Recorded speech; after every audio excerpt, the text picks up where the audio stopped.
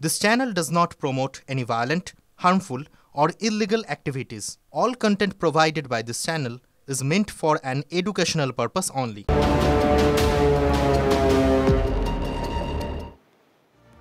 এদিকে বাংলাদেশে ইসকন সমর্থকদের হত্যা ছক মৌলবাদীদের রাস্তায় বেরিয়ে ইসকন সমর্থকদের হত্যা শুরু করতে হবে বাংলাদেশে প্রকাশ্য বিবৃতি দিচ্ছে মৌলবাদীরা এই রকমই ভিডিও তার কাছে এসেছে বলে জানিয়েছেন রাধারমন দাস কালকে আমাকে 2-3 ভিডিও পাঠানো হয়েছে বাংলাদেশ থেকে ওখানে আমরা দেখছি কি মৌলবাদীরা খুব ভয়ঙ্কর ওরা ভাড়কি मतलब কি বলবো এরকম বিবৃতি দিচ্ছে কি ইসকনকে এখন সময় এসে গেছে আর আমাদেরকে রাস্তায় বেরিয়ে একজন ইসকন ভক্তকে যারা ইসকনকে সাপোর্ট করে সবাইকে বার করে আমাদেরকে হত্যা শুরু করতে হবে তো আমরা দেখছি কি একজন তো মৌলবি ওর পার্সোনাল ফ্লাইট নিয়ে যাচ্ছে ফ্লাইটে ঘুরছে পুরো বাংলাদেশে আর এরকম কথা বলছে তো এটাই আমাদের ডিমান্ড কি আগে এরকম লোক যদি এরকম প্রচার করতে থাকবে দুষ্প্রচার করতে থাকবে ইসকনের বিরুদ্ধে আর এরকম ওপেনলি বলছে কি আমাদেরকে এখন মারা শুরু করতে হবে এত বড় জেনোসাইডের কথা বলছে ওপেনলি তো এদের বিরুদ্ধে যদি ওদেরকে না ধরা হয় তাহলে স্থিতি অনেক ভয়ঙ্কর হয়ে যাবে যদি এত লোক ওর কথা শুনে যদি রাস্তায় নেমে এরকম কিছু করতে শুরু করে তাহলে তো পুলিশ আর্মি আর ডক্টর ইউনুস উনিও চাইলে এটা থামাতে পারবেন না টার্গেট করে একটাকে ফেলবো কথা একেবারে ক্লিয়ার বাংলাদেশে এখন সবচেয়ে বড় বিপর্যয়কারী হচ্ছে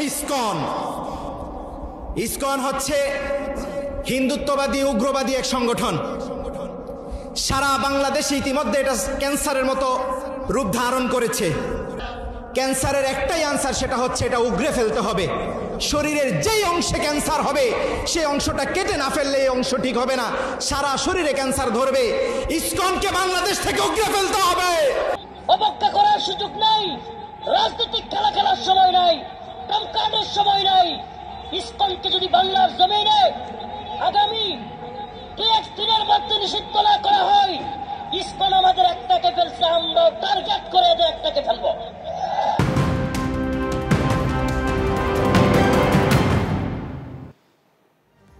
এদিকে আবাস তালিকায় তৃণমূল নেতা সহ তার পরিবারের 12 জনের নাম প্রতিবাদ করায় আক্রান্ত সিটু নেতা দানেশ আলীকে এলোপাথারি মার ধারালো অস্ত্রের কোপ মারার অভিযোগ মানিকচক ব্লকের দক্ষিণ চণ্ডীপুর এলাকার ঘটনা বড় খবর অভিযোগ তৃণমূল নেতা আবির আলী সহ তার পরিবারের 12 জন সদস্যের নাম উঠেছে আবাসের লিস্টে 2 সপ্তাহ আগে দানেশ আলী মানিকচক ব্লক এবং জেলা শাসকের কাছে লিখিত অভিযোগ জানান আজ এই ঘটনার প্রতিবাদ করায় আবির আলী সহ 10 থেকে 15 জন তার উপর হামলা চালায় বলে অভিযোগ সুব্রত সমাদের সঙ্গে রয়েছেন টেলিফোনে আমাদের সহকর্মী সুব্রত এর আগে মুর্শিদাবাদে আমরা দেখেছিলাম সেখানে একজন তিনি নাকি এক তৃণমূল কংগ্রেস নেতাকে টাকা দিয়েছিলেন তা সত্ত্বেও তার নাম আবাসের তালিকায় আসেনি তিনি প্রতিবাদ করায় তাকে মারধর করায় মৃত্যু ভদ্রলোকের আর আজকে আমরা দেখছি একজন সিটু নেতা তিনি প্রতিবাদ করেছিলেন তারপর তাকে মারধর করা হয়েছে তৃণমূল কংগ্রেস নেতৃত্ব তারা কি মুখ খুলেছেন দেখো এখনো পর্যন্ত তৃণমূলের নেতৃত্ব সেরকম ভাবে কথা বলেনি তবে আমরা কিছুক্ষণ আগেই জেলা সহসভাপতির সঙ্গে কথা বলেছিলাম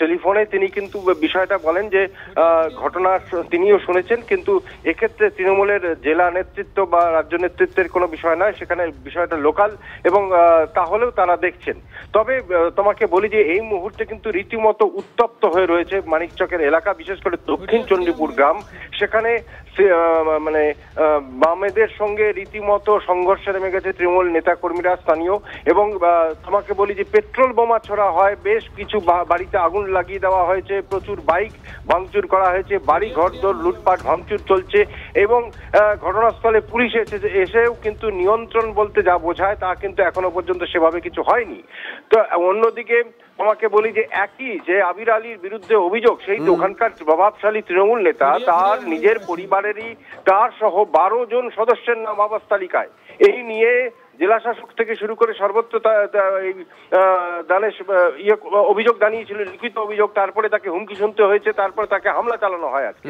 এবং হামলা চালানোর পরেই আজকে কিন্তু এই বামেদের সঙ্গে তৃণমূলের একেবারে সংঘর্ষ বেঁধে গেছে এই মুহূর্তে নজর থাকবে সুব্রত নজর রাখো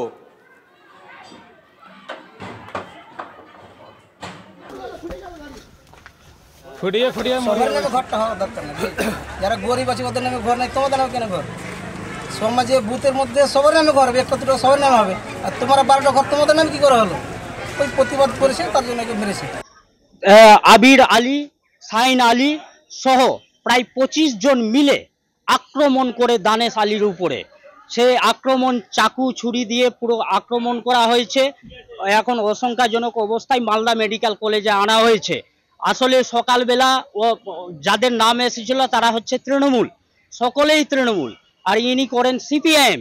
তাই সকালবেলা সিপিআইএম ভার্সেস তৃণমূলের সংঘর্ষ, এর উপরে আক্রমণ, ব্যাপক হারে আক্রমণ করেছে তারা।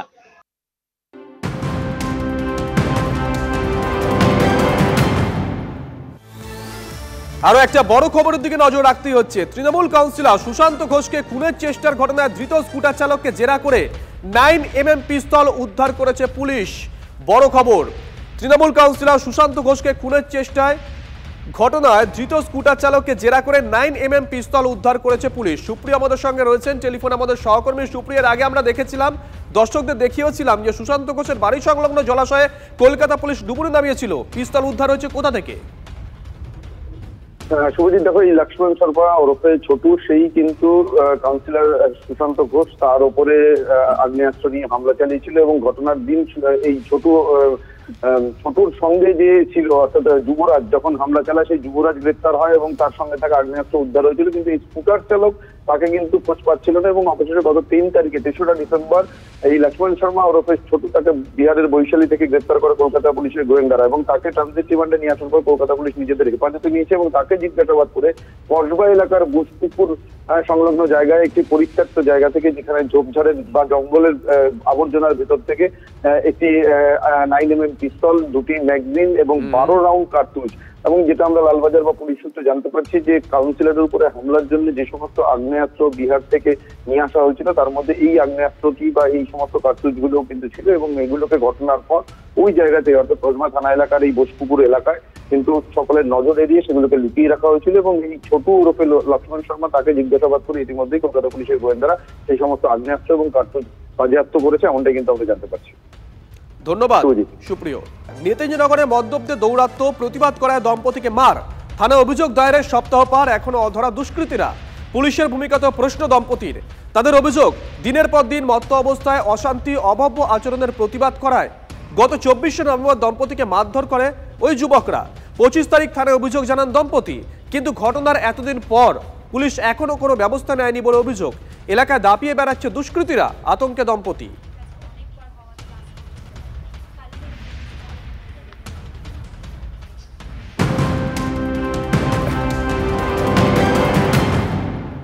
এদিকে বিজেপি নেত্রী বৈশালী ডালমিয়ার বাড়ি লক্ষ্য করে বোমাবাজি।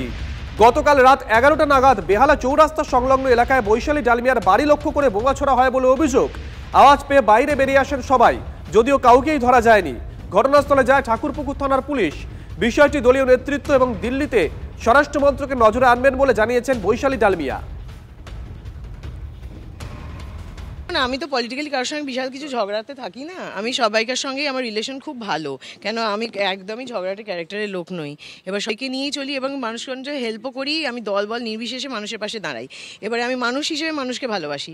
এবারে তারা আমাকে কেন টার্গেট করে, ইলেকশনও নেই, এবার করলেও করতে পারে, আমি কি করে জানবো? সেটা তো পুলিশ বলবেন না, আমি তো বলতে পারবো না।